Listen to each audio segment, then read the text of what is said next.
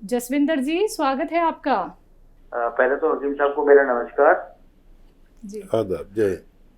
काफी दिनों बाद आप आए हैं जी।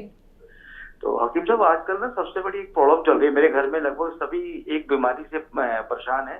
उनका गला खराब है और बुखार है, और बुखार भी 3 से 4 दिन तक रहता है, उसके बाद जाता है और इतना तेज होता है कि बॉडी पूरी जो है टूट जाती है। तो उसका कोई ऐसा घरेलू नुस्खा जिससे बचा जा सके? सही फरमाया आपने कि इस वक्त में एक बुखार हर जगह पाया जा रहा है। जहाँ पर गले में इन्फेक्शन होता है, किसी के कान में भी इन्फेक्शन होता है, आवाज़ कम हो जाती है, ख़राब हो जाती है, आवाज़ कम आती है और फीवर आता है। ये वायरल चला है और इसमें जोशांदे पिए। जोशांदे उसे कहते हैं कि सभी कंपनियां बनाती हैं और वो 7 दवाओं पर मुश्तमिल कम से कम होते हैं। तो उसमें ये आपका सपिस्तान, उन्नाब, अलसी ये होती है। और एक ये कच्ची जड़ी बूटी है, जिंदा जड़ी बूटी है। इसको उबाल कर, जैसे 1 गिलास पानी में उबाला, आधा पानी जल जाए उबलने के बाद, तो इसे छान कर, और जिनको शुगर नहीं है उसमें शक्कर मिलाकर पिएं। तो ऐसे चीज़ों में ये बहुत फ़ायदा करता है, अंदर से इम्यूनिटी पैदा करता है और बुखार को उतारता है। एलोपैथिक दवा भी ले सकते हैं साथ में। जो लोग पैरासीटामोल या कोई गोली लेते हैं तो वो भी ले सकते हैं। और बुखार जब भी शदीद बुखार हो तो अपनी यहाँ पर पेशानी पर गीला कपड़ा करके पट्टियाँ रखें। कभी कभी लोग घबरा जाते हैं जब 103-4 बुखार होता है, तो पट्टियाँ रखने का साधन सबके घर में है।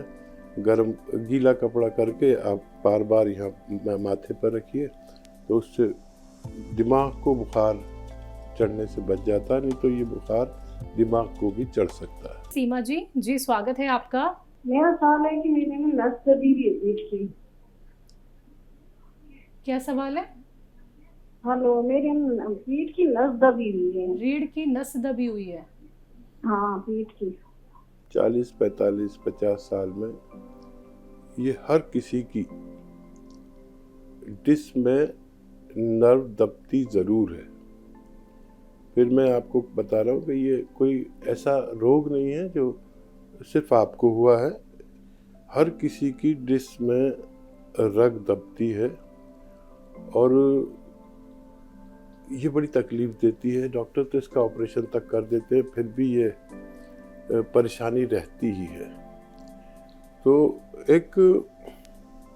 ये करें कि झाड़ू पोंछा ना लगाया करें और वेस्टर्न टॉयलेट इस्तेमाल किया करें। ये ज़रूरी है। जिनके भी कमर में नस दबी हुई है उनके लिए ज़रूरी है कि झाड़ू पोंछा बिल्कुल ना करें, वज़न ना उठाएं और वेस्टर्न टॉयलेट इस्तेमाल करें हो सके तो। मैं जानता हूँ कुछ लोग घरों में वेस्टर्न टॉयलेट नहीं होता, और ये बार बार होता है। ये रोग बार बार होता है, ठीक हो जाएगा, फिर आप कहेंगे कि फिर दोबारा कैसे हो गया। इसलिए बता रहा हूँ कि वेस्टर्न टॉयलेट अगर हो तो फिर ये बार बार नहीं होता या जल्दी जल्दी नहीं होता।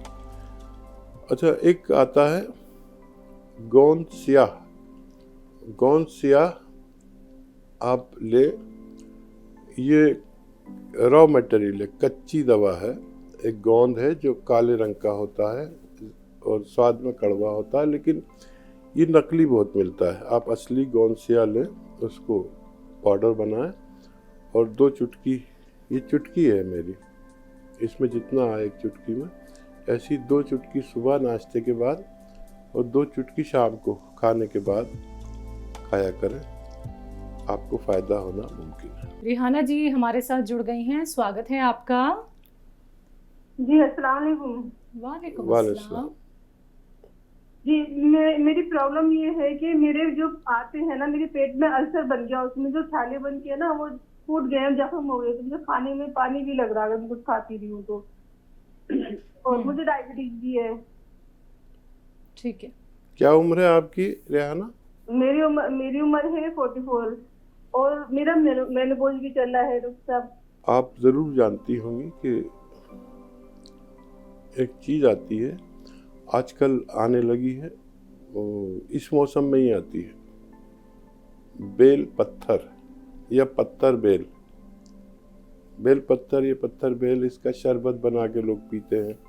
और ऐसा खोपड़ी नुमा होती है, लोग इसे फोड़ कर, बड़ी मुश्किल से फूटती है, चम्मच से खाते हैं। इसे बेल पत्थर कहते हैं, इंग्लिश में इसे कोवेट कहते हैं। तो आप रोज खाया करिए आधी या एक बेल पत्थर। ये दुनिया की उन दवाओं में या ग़िज़ाओं में शामिल है जो आंतों पर जो चिकनाई चली जाती है या छाले हो जाते हैं, उनको वापस लाती है। अब ये तो 1-2 महीने मिलेगी बेल पत्थर, उसके बाद क्या करें? तो उसके बाद इसका मुरब्बा मिलता है, तो वो मुरब्बा इस्तेमाल करें। और अपनी एलोपैथिक दवाइयाँ भी जारी रखें। इससे आपको धीरे धीरे फ़ायदा होगा, उम्मीद रखनी चाहिए। और इसका बेल पत्थर का शरबत भी बहुत सारा बना के रख लेते हैं, ज़्यादा शक्कर मिलाकर। तो ये आप पूरे साल के लिए भी बना सकते हैं, बोतलों में भर के और फ्रिज में रख दें तो ये ख़राब नहीं होगा, ज़्यादा शक्कर मिलाकर बनाया जाता है। और दूसरे हज़म वाली चीज़ें खाएं। ये डॉक्टर ने भी आपको बताया होगा कि बहुत तेज़ मिर्च मसाले आपके लिए नुकसानदेह हैं। और कभी कभी 1 चम्मच अरंडी का तेल पिया करिए, 1 चम्मच बस, ये भी आंतों पर चिकनाई लाता है। अपना बहुत ख्याल रखिए। और मोनोपॉज का टाइम है, इसमें तबीयत बड़ी अजीब सी रहती है, मेंसेस कभी आते हैं कभी नहीं आते हैं, महिलाएं चिड़चिड़ी हो जाती हैं। तो ये एक दौर हर किसी पर आता है, इसको भी हिम्मत से आप मुकाबला कीजिए। जो दवाएं ज़रूरी हैं वो ज़रूर लीजिए। एक आता है नमक ज़ैतून। नमक ज़ैतून ये स्वाद में नमकीन नहीं होता। ये 2 चुटकी पानी में मिलाकर सुबह शाम लिया करें, जिससे आपको आंतों के ज़ख्म भी ठीक होना मुमकिन है। निखिल जी, स्वागत है आपका। जी मैडम, नमस्ते। नमस्ते सर। मैं उत्तर प्रदेश जिला जालौन से बोल रहा हूँ। हाँ जी। मुझे चलने में समस्या है, मेरी मांसपेशियां कमजोर हो रही है पैरों की। उम्र कितनी है आपकी? हाँ जी, पैरों की डॉक्टर ने बताया है कि मांसपेशी कमजोर हो रही है आपकी। लगभग 2 साल हो गया। अच्छा, उम्र बता दीजिए। दिखा लिया है, कोई आराम नहीं मिल रहा है मैडम। निखिल जी, उम्र कितनी है? उम्र मेरी 31 साल। अच्छा निखिल भाई, देखिए, अगर 31 साल उम्र है तो जल्दी कमज़ोरी आने लगी है और इसको भी बहाल किया जा सकता है। अच्छा हो सकते हैं आप। एक तो आप अगर कोई मेहनत का काम करते हैं तो वज़न उठाने का या ऐसा कुछ, तो वो ना करें। और गोंद स्याह केसरी, गोंद स्याह केसरी आता है, वो लें।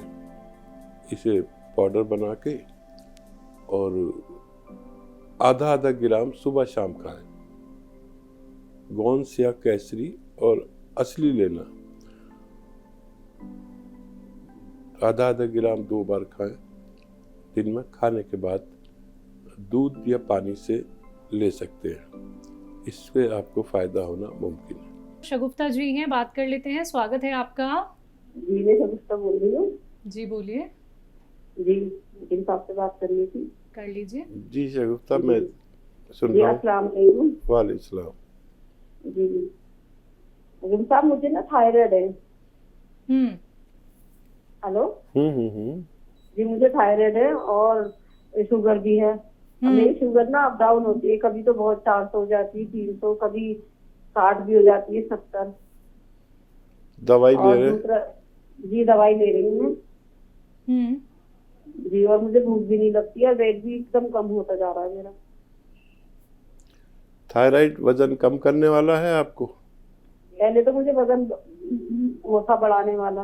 अब मैं इतनी कमजोर हो गई हूँ, बहुत ज्यादा मुझे दिक्कत होती है, थकान हो जाती है बहुत ज्यादा, ठीक। और एरिया में भी दर्द रहता है, और ज्यादा काम कर लूँ ना कुछ तो मुझसे ठीक चला नहीं जाता। उम्र बताएं। 45।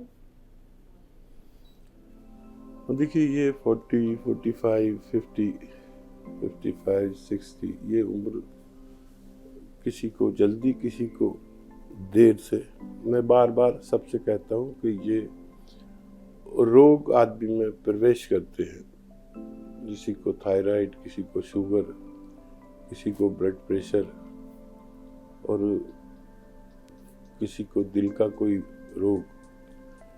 इन चारों रोगों में से एक दो हर आदमी में प्रवेश करते हैं अगर आदमी अपने सेहत का ख्याल खुद ना रखे।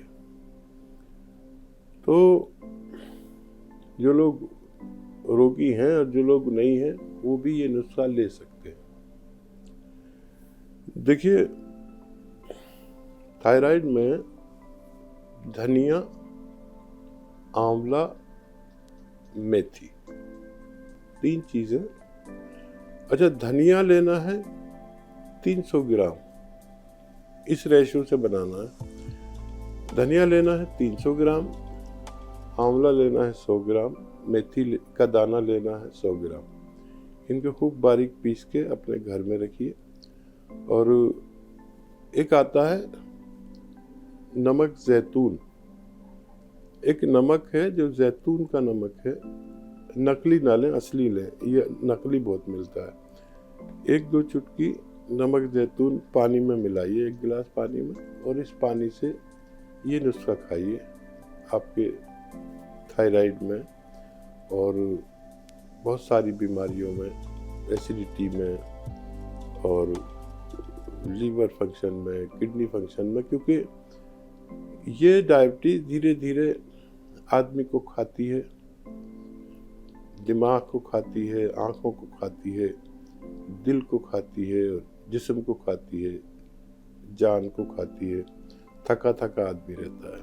ये नुस्खा लें तो भी आपको बहुत ज़्यादा इसमें फ़ायदा नज़र आएगा।